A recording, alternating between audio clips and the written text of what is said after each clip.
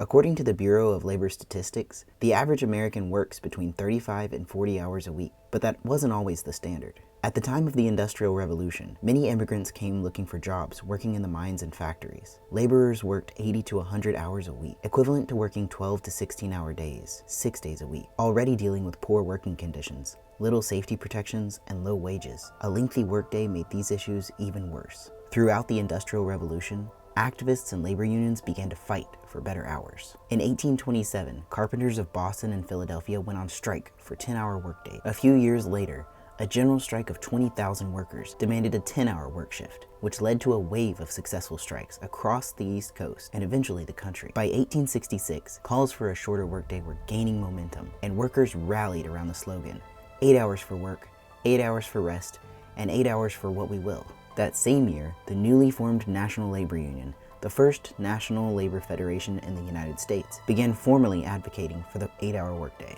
Although Congress continued to refuse to pass the law for the whole labor force, in 1868 under President Grant, Congress approved an 8-hour workday for government employees, or laborers hired on behalf of the government. But even for government employees, this act had loopholes. A flashpoint happened in May of 1886, as labor unions and the Federation of Organized Trades called for a national strike for an 8-hour workday across all sectors. But it wasn't without cost. A rally at Haymarket Square in Chicago ended in violence as workers and police clashed. Pushback following the incident delayed the movement until the Great Depression, when workers pushed for the reduction of hours once more. As a result, in 1938, President Roosevelt signed the Fair Labor Standards Act into law, and the 8-hour workday came to pass. The 8-hour workday movement stands as a powerful reminder of the blood, sweat, and sacrifice poured out by working-class people in the fight for fair and humane working conditions. For more than a century, workers and the unions they organized protested and risked everything to demand a life beyond endless labor, a life where people could rest,